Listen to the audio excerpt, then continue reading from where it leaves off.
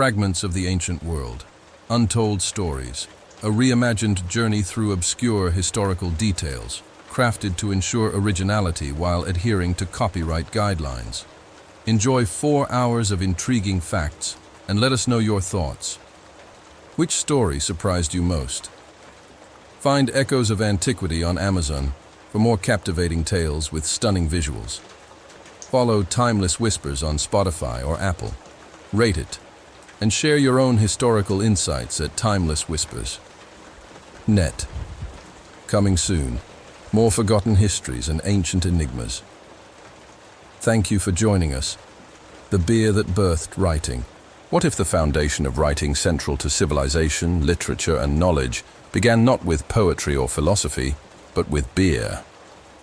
Over 5,000 years ago, the ancient Sumerians of southern Mesopotamia, in what is now Iraq, developed the world's first written language. Far from a grand endeavor, their earliest script, known as cuneiform, wasn't used for epic tales or sacred texts. Instead, it recorded mundane lists, receipts, inventories, and ledgers etched into wet clay with a reed stylus. What were they tracking? Beer rations. Imagine a Sumerian worker on a temple project receiving their daily barley-based brew, while a scribe meticulously noted, 1 jar for this worker, 2 for another. Beer wasn't just a drink, it was a cornerstone of their economy, a standard payment, safer than water and rich in calories, serving as both food and currency. As projects grew, involving hundreds of workers with varying roles and payments, the need for a tracking system arose. Thus, writing was born. Cuneiform began as pictographs, simple drawings of jars, grains, and numbers that evolved into abstract, wedge-shaped marks. These early records eventually captured trade deals, laws, and myths, but their origin was practical: logistics to ensure fair distribution. The Epic of Gilgamesh, one of the oldest literary works, came later, built on this foundation of ancient spreadsheets. Beer's role extended beyond economics. Sumerians revered it culturally, even dedicating a hymn to Ninkasi, their goddess of brewing, which doubles as one of history's oldest beer recipes. So, the next time you jot down a note, remember, it all started with barley, clay, and the need to track a pint. The world's oldest prosthetic. In ancient Egypt, a remarkable artifact from over 3,000 years ago challenges our assumptions. The oldest known prosthetic limb, a wooden toe found near Luxor. Crafted with precision from wood and leather, it belonged to a woman and wasn't merely symbolic. Wear marks on its underside reveal it was used in daily life, walked on, and even repaired, likely aiding balance while wearing sandals, a common footwear of the era. This wasn't a high-tech marvel, but a practical solution to improve quality of life, showcasing ingenuity in addressing personal challenges. The Egyptians were already advanced in medicine, known for surgical tools, dental work, and early antibiotics. But this toe adds a human touch to their legacy. It reminds us that history isn't only about pharaohs and pyramids. It's also about individuals seeking comfort through innovation. Later, in ancient Rome, bronze and iron prosthetics emerged, often for soldiers, like the Capua leg from 300 BCE. Medieval Europe saw wooden prosthetic hands, but Egypt's wooden toe predates them all, symbolizing a timeless drive to adapt and overcome physical limitations with the tools at hand. Ancient vending machines. Surprisingly, the concept of vending machines dates back to the 1st century CE, thanks to Greek engineer Heron of Alexandria. In Egyptian temples, Heron devised a machine to dispense holy water automatically. A worshipper would insert a coin, which activated a system of levers and weights to open a valve, releasing a measured amount of sacred water before closing. This wasn't a novelty, it regulated access, ensured fair distribution, and likely awed temple visitors. Heron, a renowned inventor, also explored mechanical birds, water pumps, and early steam power concepts, influencing later thinkers in the Islamic Golden Age and Renaissance. His holy water dispenser highlights a timeless human desire for convenience. Insert payment, receive a reward. Thousands of years later, we're still drawn to the same idea. whether it's a snack or sacred water, showing that innovation often stems from practical needs, even in spiritual contexts. The Assyrian Library of Knowledge. Over 2,600 years ago, the Assyrian king Ashurbanipal created a monumental library in Nineveh, now modern-day Iraq, housing over 30,000 clay tablets. This wasn't a modest collection, but a meticulously catalogued archive, preserving epic poems, legal codes, religious texts, medical guides, astronomical charts, letters, and memos. Ashurbanipal, a scholar king, sent scribes across Mesopotamia to gather and copy texts, making this one of history's first cultural preservation efforts. The Epic of Gilgamesh, a literary cornerstone, was among its treasures, written in cuneiform. Ironically, the tablets survived because Nineveh's destruction fired them in kilns, preserving them through chaos. The library even had an early organizational system, with labels and warnings against removing tablets, an ancient overdue policy. This endeavor reflects a deep commitment to memory, ensuring knowledge endured despite war and time. Today, museums house these tablets, revealing new insights with each translation, from forgotten names to ancient remedies, all thanks to a king who valued the written word. Japan's keyhole tombs. In Japan's Kofun period, 3rd to 7th century CE, elite tombs called kofun were shaped like keyholes, with a circular mound connected to a rectangular platform, some spanning over 400 meters. These massive burial mounds, built for emperors and nobles, housed treasures like bronze mirrors, weapons, and Hanawa clay figures of animals, warriors, and houses, possibly symbolic guardians. The largest, Daisen Kofun in Osaka, rivals the Egyptian pyramids in scale, believed to be Emperor Nintoku's tomb. Constructing these required thousands of workers, reflecting the era's shift to centralized power. Many remain unexcavated due to their imperial status, leaving much of the period a mystery, pieced together from smaller sites. Kofun weren't just graves, they were statements of power, etched into the landscape, showing how leaders sought immortality through design rather than texts. Roman concrete's enduring secret. Roman concrete has defied time for over 2,000 years, especially in marine structures like harbors and breakwaters, still standing despite constant wave exposure. The secret lies in their recipe: volcanic ash, lime, and seawater. The ash, often from regions like the Bay of Naples, triggered a reaction with salt water, forming minerals like aluminous tobermarite that strengthened the concrete over time, making it self-healing. Romans likely discovered this through observation, using it in ports, aqueducts, and baths meant to last generations. Modern scientists study this mix to improve marine construction and even propose its use for lunar or Martian structures. The Great Pyramid's hidden door. The Great Pyramid of Giza, built over 4,000 years ago, once featured a swiveling stone door, a multi-ton limestone slab, so precisely balanced it could be opened from inside with a gentle push. Blending seamlessly into the pyramid's casing, it was invisible from outside, unnoticed by early explorers. The door likely pivoted on sockets in the floor and ceiling, a mechanical feat achieved with copper and stone tools. The nearby pyramid of Khafra reportedly had a similar feature. This wasn't just a design quirk, but a testament to Egyptian engineering, possibly for security or symbolic access to sacred chambers. The door is gone, lost to looting or excavation, but its documented existence highlights the pyramids as systems of intentional design, revealing a sophistication we still struggle to replicate. Gladiators, vegetarian warriors. Contrary to their brutal image, most Roman gladiators were vegetarians, eating barley, beans, and plant-based staples, earning the nickname barley men. Bone studies from gladiator cemeteries, like in Ephesus, confirm this diet, chosen not for ethics, but performance. The extra fat from plants offered protection in the arena. Surface wounds looked dramatic, but were less likely to be fatal. Gladiators also drank a tonic of ashes and vinegar, a mineral-rich sports drink with calcium to strengthen bones, as noted by Pliny the Elder and confirmed by bone traces. This disciplined regimen shows gladiators as trained athletes, not mere brutes, with calculated diets and recovery routines to survive the spectacle. A city without streets. Çatalhöyük, a 9,000-year-old settlement in modern-day Turkey, had no streets. Homes were packed in a honeycomb layout, with residents traversing flat mud brick roofs via ladders, entering homes through ceiling openings. Roofs served as walkways and gathering spaces, offering defensive and thermal benefits. Dense clustering deterred invaders and regulated temperature. Inside, homes featured murals, animal skulls, and burials beneath floors, reflecting spiritual practices. Çatalhöyük's egalitarian nature, no palaces, uniform homes, suggests a cooperative society.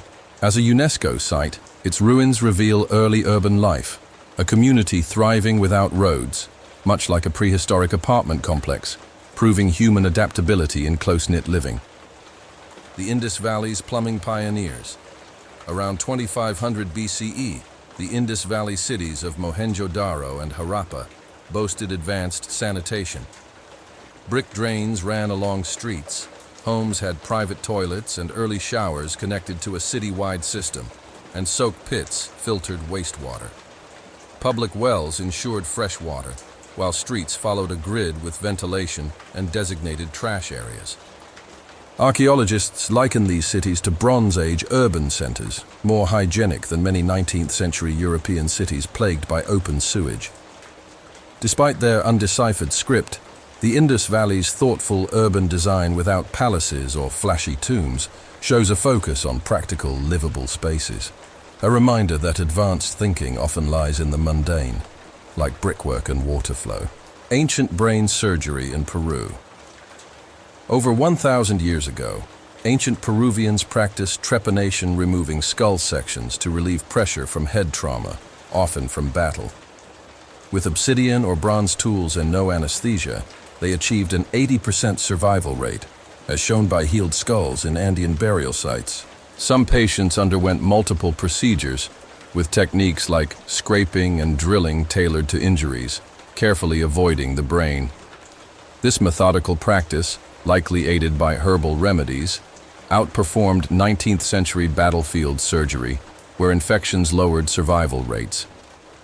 It highlights ancient medical expertise, challenging assumptions of primitiveness and proving that steady hands and generational knowledge could perform life-saving feats. The metropolis of Uruk. Around 3000 BCE, Uruk in modern-day Iraq was a bustling city of 50,000, a metropolis for its time. It pioneered urban life with mud brick temples, ziggurats, and early writing. Cuneiform tablets recorded trade, administration, and recipes, supporting a complex society with specialized workers, grain storage, and public works.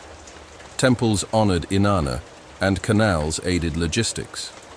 Home to Gilgamesh, Uruk's legend became one of the earliest literary works. Its organized density set a blueprint for cities, showing that even 5,000 years ago, humans managed thriving urban centers, navigating crowds, and trade with ingenuity.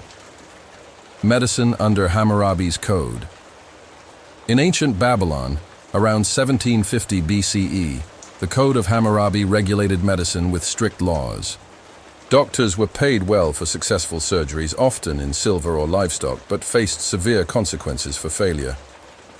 A mistake causing a wealthy patient OS death or loss of an eye could cost the doctor OS hand, a literal and permanent penalty. This reflects medicine's high status in Babylonian society, but also its harsh accountability: no lawsuits, just swift justice. The code also covered midwives and veterinarians, showing a structured bureaucracy that valued skilled labor while enforcing responsibility, a stark contrast to modern malpractice systems. Babylonian eclipse predictions. Over 2,500 years ago, Babylonian astronomers predicted lunar eclipses with remarkable accuracy, using only observation, clay tablets, and generational records. They identified the Saros cycle, a roughly 18-year period, after which eclipses repeat through meticulous tracking of celestial patterns. Without telescopes or modern science, their mathematical methods forecasted when the moon would darken, showcasing early scientific brilliance. This achievement underscores how ancient societies, through patience and pattern recognition, unlocked the rhythms of the cosmos, laying a foundation for later astronomical advancements. Unraveled Secrets of the Ancient World. A reimagined exploration of obscure historical gems crafted to ensure originality while adhering to copyright guidelines. Dive into 4 hours of captivating facts and share your thoughts. Which discovery fascinated you most? Find Ancient Echoes on Amazon for more intriguing stories with vivid illustrations. Follow Hidden Histories on Spotify or Apple, rate it, and share your own historical curiosities at hiddenhistories.net. Coming soon, more untold tales and ancient mysteries. Thank you for joining us. Babylonian Sky Watchers. Over 2,500 years ago, Babylonian astronomers achieved something extraordinary, predicting lunar eclipses with precision, down to the date, time, and even the sky's region. They used clay tablets, like the renowned astronomical diaries from Babylon's ruins, filled with nightly observations, star risings, moon movements, and weather patterns. Some tablets recorded eclipse omens, tying celestial events to earthly predictions like war or peace, but many were purely data-driven, resembling a modern scientist's logbook. For the Babylonians, the sky was a divine calendar, signaling change for kings and societies, but understanding it required generations of meticulous record-keeping. Without knowledge of gravity or orbital mechanics, they relied on patterns, notably the Saros cycle, a roughly 18-year period after which eclipses repeat. Their methods were so effective that later cultures, including the Greeks, built upon them. This showcases the power of curiosity and patience. No telescopes, just clay, numbers, and a passion for the stars, preserving cosmic knowledge for millennia. Pythagoras and the bean-man Pythagoras, famous for his theorem, A2 plus B2 = C2, had a lesser-known side. He founded a philosophical commune in southern Italy with strict rules, including a peculiar ban on beans. The Pythagoreans avoided all legumes, lentils, fava, chickpeas, believing they held souls tied to spiritual transmigration, making eating them a moral offense. Other theories suggest beans symbolized decay or disrupted clarity due to their fermenting nature. This rule was no joke. Legend claims Pythagoras died because of it. Fleeing a mob, he stopped at a bean field, refusing to cross it, and was caught and killed. While possibly exaggerated, the story underscores his commitment. The Pythagoreans also lived communally, followed silence and purity rules, and saw numbers as divine, believing they explained the universe's harmony in music, motion, and astronomy. Their quirks, like the bean taboo, remind us that even brilliant minds have oddities, blending cosmic insight with a fear of legumes. The purple of power. Purple's royal status traces back to the Phoenicians, who extracted a deep dye from the murex sea snail in what's now Lebanon. This wasn't simple. Thousands of snails were needed for a single garment, and the process exposing the snail's secretion to sunlight and air produced a stench so foul that dye workshops were banished outside cities. Yet the result, Tyrian purple, named after the Phoenician city of Tyre, was stunning. A rich hue that deepened over time, resisting fading. Its rarity made it a luxury, valued more than gold. Emperors, priests, and elites donned it as a status symbol. I can afford this.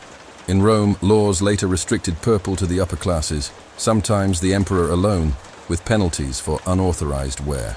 The Phoenicians mastered this ancient biochemistry, creating a luxury market centuries before modern branding. The technique remained a mystery for ages, but traces linger in texts, fabric fragments, and the word Phoenician linked to the Greek phoenix, red purple. Purple's prestige endures, a testament to their smelly, snail-based empire. The first customer complaint. In ancient Mesopotamia, around 1800 BCE, a Babylonian named Enlil penned the world's first known customer complaint on a clay tablet in cuneiform. Addressed to a copper merchant named Shamash, Enlil's sharp message detailed a bad deal. He sent his servant with silver to buy copper ingots, but received poor quality goods and rude treatment. Enlil demanded a refund and proper goods, his tone a mix of frustration and disappointment.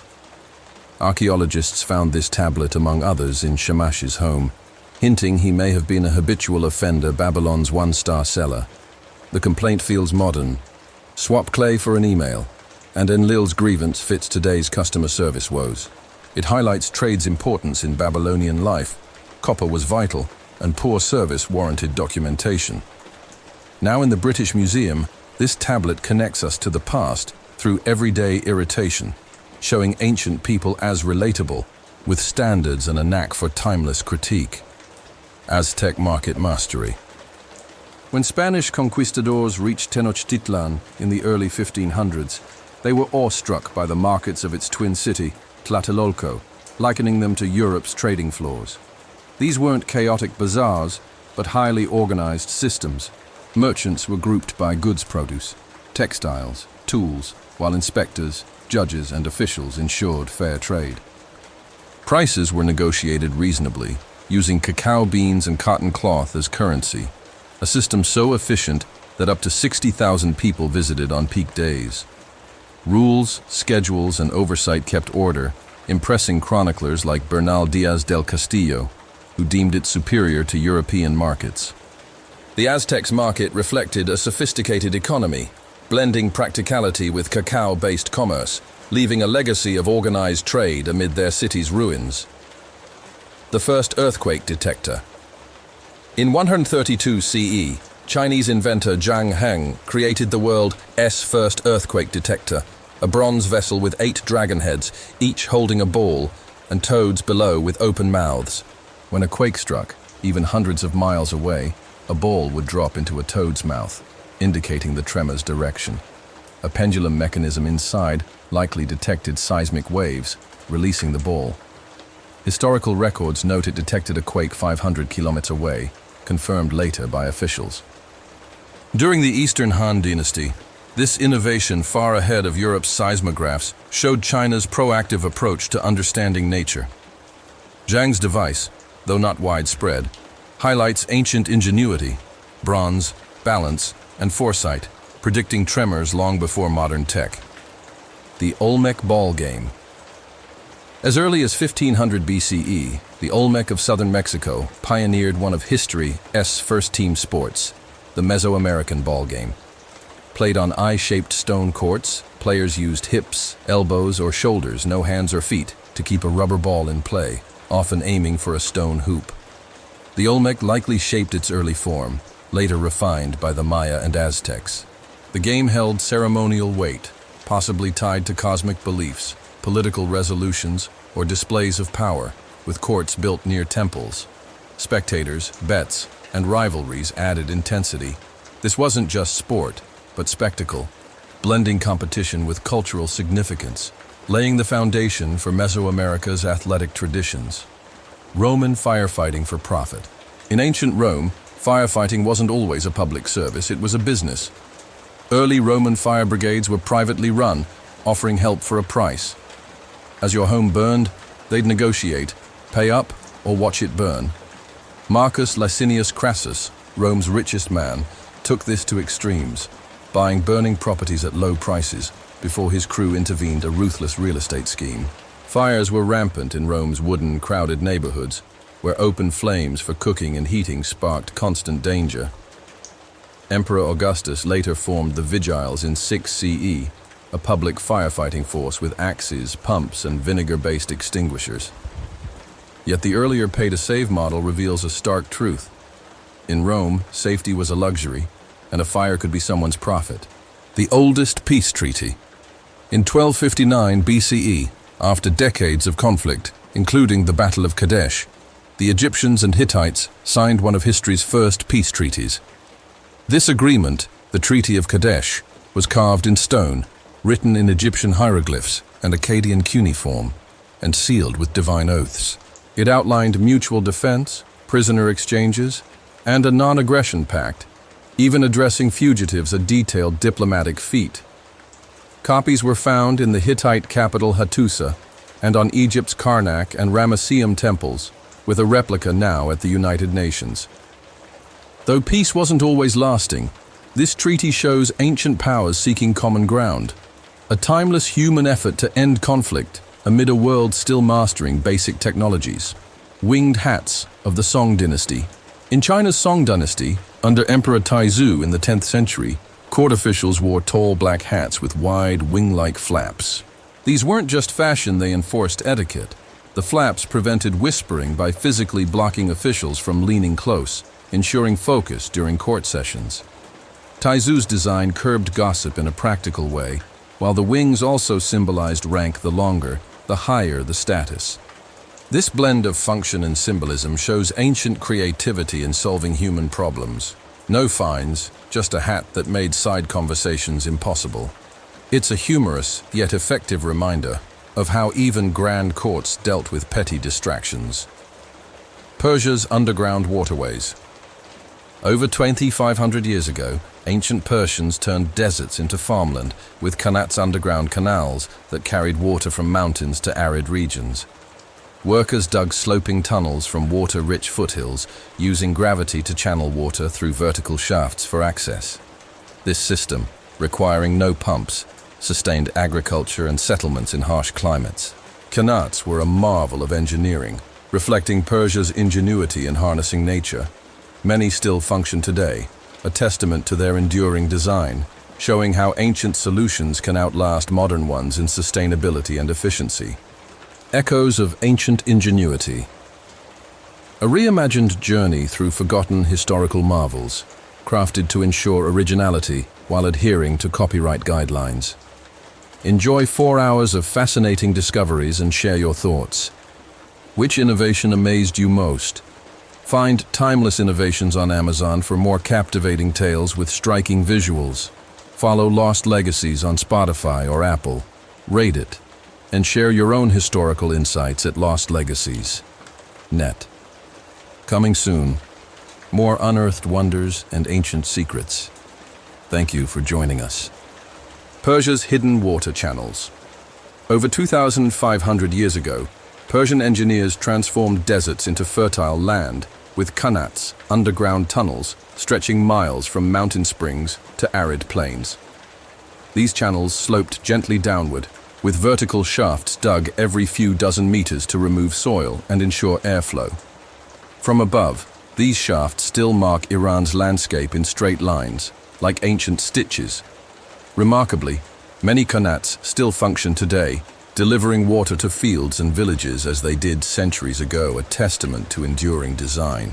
Beyond practicality, qanats shaped culture and urban planning, sustaining orchards, cooling homes, and inspiring early sustainable water use.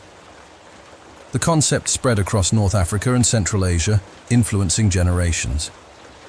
These subterranean water highways feel like sci-fi, yet they date to the 6th century BCE, proving ancient ingenuity thrived below ground, quietly flowing through stone for millennia.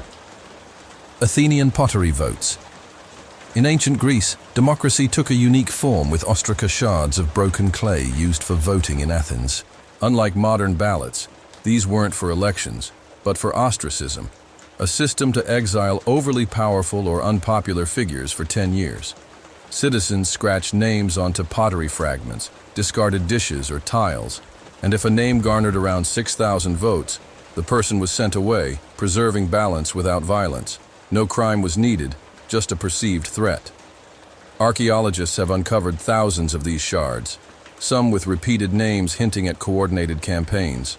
This clay-based justice feels both savage and clever, reflecting early efforts to check power. Next time someone praises high-tech voting, recall how Athenians decided leaders' fates with broken pottery under the Parthenon's shadow, simple, effective, and fiercely democratic. Minoan water innovations. Over 3,500 years ago, the Minoans of Crete revolutionized indoor living with advanced plumbing at the Palace of Knossos. Beneath the floors, terracotta pipes carried water for bathing, cleaning, and flushing waste, featuring gradients, bends, and stone basins far beyond simple ditches.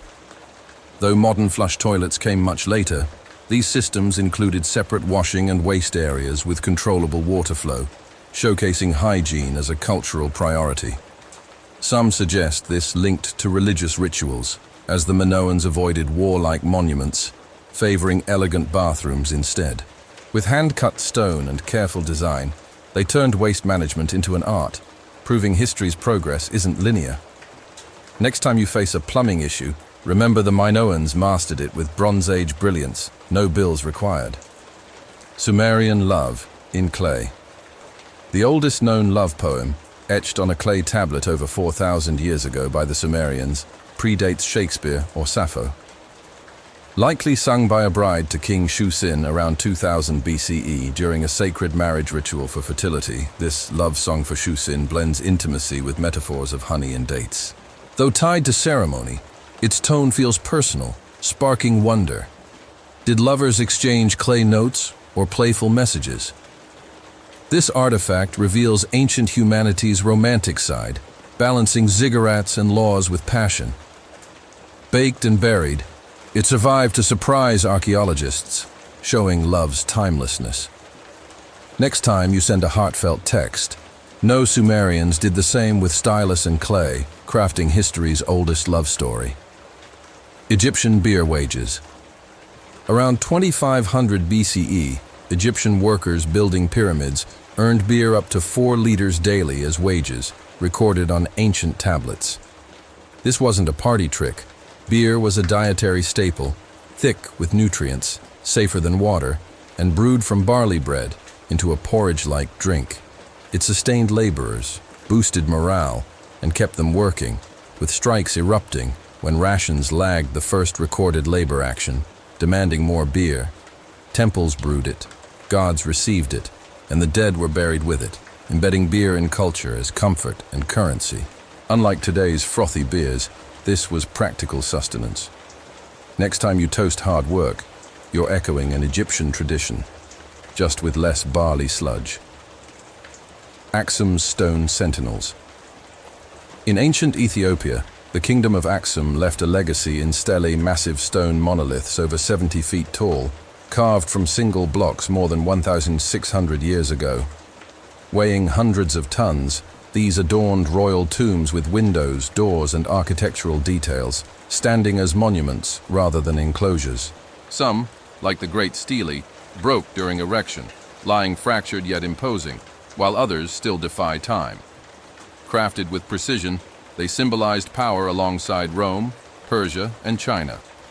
Unlike papyrus records, Aksum chose granite to proclaim its presence, casting long shadows of enduring legacy. Respect their commitment to a lasting mark. Egyptian false doors. In ancient Egypt, tombs featured carved stone false doors, spiritual gateways for the ka, the soul, to move between worlds. Detailed with lintels, bolts, and offering lists, bread, beer, linen, these doors faced west, symbolizing the afterlife's sunset journey. Inscribed with the deceased's names, they turned tombs into eternal homes, not just graves. Crafted with temple-like care, they evoke a living threshold, bridging dust and eternity. Though unopenable, they whisper of a culture that honored the dead with permanence. Next time you see a tomb photo, note these doors as silent links to another realm. Hittite iron mastery.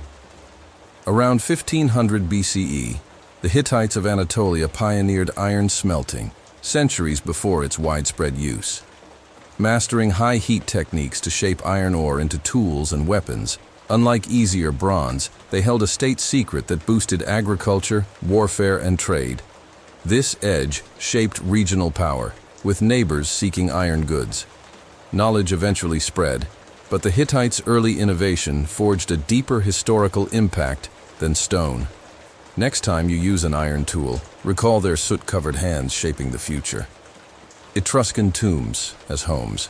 Over 2,500 years ago, the Etruscans of central Italy built underground tombs resembling homes, carved with stone beds, chairs, and painted scenes of banquets and dances.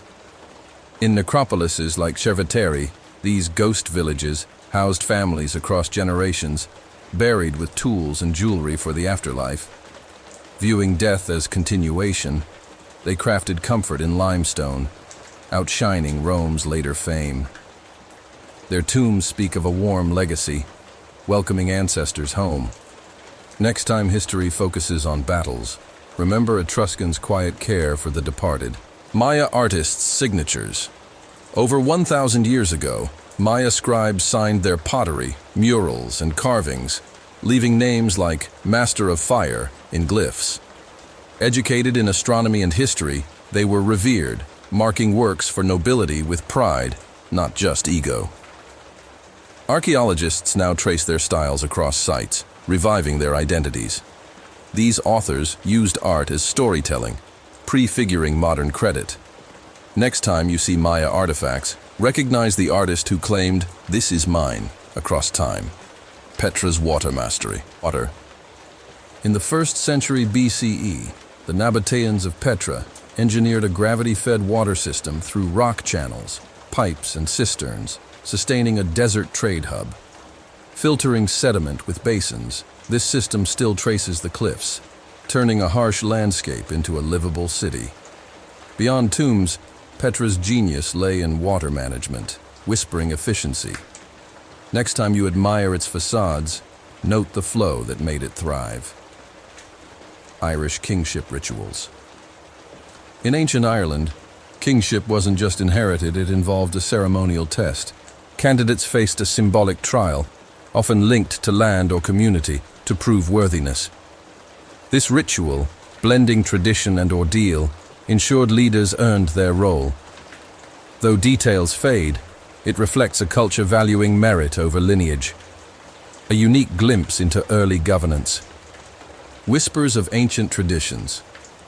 A reimagined exploration of historical wonders, crafted to ensure originality while adhering to copyright guidelines. Immerse yourself in 4 hours of intriguing insights and share your thoughts. Which tradition captivated you most? Discover ancestral voices on Amazon for more compelling stories with vivid imagery. Follow Echoes of the Past on Spotify or Apple, rate it, and share your own historical reflections at echoesofpast.net. Coming soon, more hidden legacies and ancient rites. Thank you for joining us. Irish kingship and the land. In ancient Ireland, becoming a king meant more than claiming a throne. It required a symbolic marriage to the land through the Banais Rigi, or wedding of kingship. This ritual bonded the ruler to the spirit of the land, ensuring his legitimacy. The land was seen as a living entity, granting fertility and prosperity only if the king honored it through just and balanced leadership.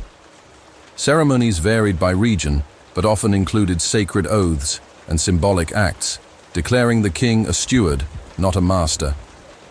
Failure like crop loss or famine could signal the land's rejection, potentially leading to ritual dethronement.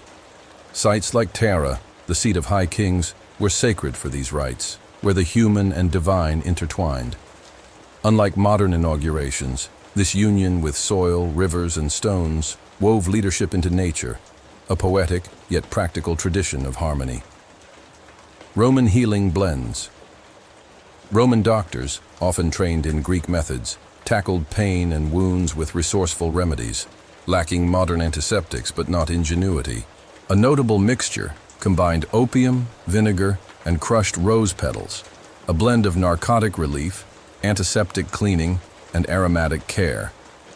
Opium, derived from poppies, eased surgery pain and soothed battle injuries. Vinegar cleaned wounds and tools, and rose petals, with mild anti-inflammatory effects, masked the grim smells of a Roman sick room, doubling as early aromatherapy. Military medics excelled in field care, setting bones and stitching with bronze needles, using this fragrant mix to dull agony. While some remedies like powdered mouse skulls missed the mark, opium, vinegar, and roses endure in modern use. Roman medicine, though imprecise, thrived on observation and creativity, healing with a touch of floral flair. Sogdian trade networks. The Sogdians of Central Asia, thriving in what's now Uzbekistan and Tajikistan, were the unsung connectors of the ancient world, mastering trade long before the Silk Road's fame. Not a military power, they excelled as merchants, translators, and cultural mediators. Cities like Samarkand became hubs for silk from China, Roman glassware, Indian spices, and Buddhist texts. Sogdians spoke multiple languages: Sogdian, Chinese, Persian, Greek, adapting to every culture while moving goods, news, and ideas across empires. They spread Buddhism to China and artistic styles westward, keeping trade alive amid shifting powers. Without GPS or modern logistics, their letters reveal a keen grasp of politics and weather, making them the ancient internet of goods and knowledge, quietly linking civilizations one caravan at a time. Babylonian timekeeping. The Babylonians shaped how we measure time, dividing the day into 24 hours, an enduring legacy from their Mesopotamian stargazing over 3,000 years ago. Using a base 60 system, why we have 60 seconds and minutes, they split daylight and night into 12-hour segments, totaling 24. This stemmed from their meticulous sky observations, tracking lunar phases and planetary movements on clay tablets. They used water clocks at night to measure hours, complementing sundials. Their methods predicted eclipses and tracked Venus, influencing Greek and Roman systems, and eventually modern clocks. Beyond time, their lunar solar calendars laid roots for our 12-month year. Next time you check your watch, thank Babylonian astronomers who turned stars and shadows into the rhythm of your day. The rust-proof iron pillar. In Delhi, India, the iron pillar of the Qutub complex, a 7-meter, 6-ton marvel from the Gupta Empire, circa 4th to 5th century CE, has defied rust for over 1,500 years despite monsoons and pollution. This isn't magic, but metallurgy. High phosphorus and low sulfur in the iron, combined with Delhi's climate, formed a protective iron-hydrogen phosphate layer, acting like a natural shield against corrosion. Ancient blacksmiths, using charcoal furnaces and hand-hammered blooms, unknowingly crafted this resilience. Sanskrit inscriptions link it to King Chandragupta II, honoring Vishnu. A quiet challenge to modern science, this pillar stands as a testament to craft-driven innovation, enduring time where modern iron might fail. Inca knots of knowledge. The Inca, ruling a vast Andean empire without a written alphabet, recorded data with quipu-knotted cords of cotton or alpaca fiber. These weren't mere decorations but a sophisticated system. A main cord held branching strings with knot positions, numbers, and colors encoding information. Quipus tracked census data, taxes, harvests, and possibly narratives, functioning as woven spreadsheets or even books. Using a base 10 system, they managed an empire across rugged terrain without wheels or traditional writing. Scholars suspect deeper meanings remain undeciphered, lacking a key to unlock them. Carried by runners on Inca roads, quipus were vital tools, handled by specialists called quipucamayocs, weaving the empire's story in threads, a silent yet profound innovation. Roman heated floors. The Romans pioneered the hypocaust, an early radiant heating system, in bathhouses and wealthy villas. Floors were elevated on stone pillars, creating a hollow space where hot air from a furnace, prefurnium, circulated, warming tiles above and even walls via hollow tiles. Without electricity or modern thermostats, this kept bathhouses cozy, reflecting Rome's love for bathing culture social hubs for relaxation, debate, and exercise with cold, frigidarium, warm, tepidarium, and hot, coldarium, rooms. A luxury for the elite, the hypocaust showcased engineering prowess, its principles echoing in today's underfloor heating. Romans didn't just build empires, they warmed their toes with ingenious design. Women's rights in ancient Egypt. Ancient Egyptian women enjoyed legal freedoms rare for their time, over 3,000 years ago. They could own property, run businesses, sign contracts, and initiate divorce independently, rights not limited to elites, but extended to ordinary women. They inherited land, sued in court, and passed down wealth, recognized as individuals, not extensions of men. In religion, women served as priestesses for goddesses like Hathor, some rising to God's wife of Amun, wielding temple influence. Figures like Hatshepsut, a pharaoh, and Cleopatra, a political strategist, highlight their prominence. While not fully equal, Egypt's system defied ancient norms, showing a nuanced society where women thrived economically and spiritually. The oracle's earthly inspiration. At the Oracle of Delphi on Mount Parnassus, ancient Greeks sought prophecy from the Pythia, a priestess whose trance-like visions guided kings and citizens on war, trade, and more. For centuries, her cryptic, poetic answers shaped decisions warning against invasions or blessing colonies. Modern studies reveal a geological twist. A fault line beneath the Temple of Apollo likely released ethylene and methane gases, inducing euphoria and hallucinations. Far from diminishing her role, this blends nature with ritual. The sacred Pythia, named for Apollo's mythic serpent, channeled Earth's whispers.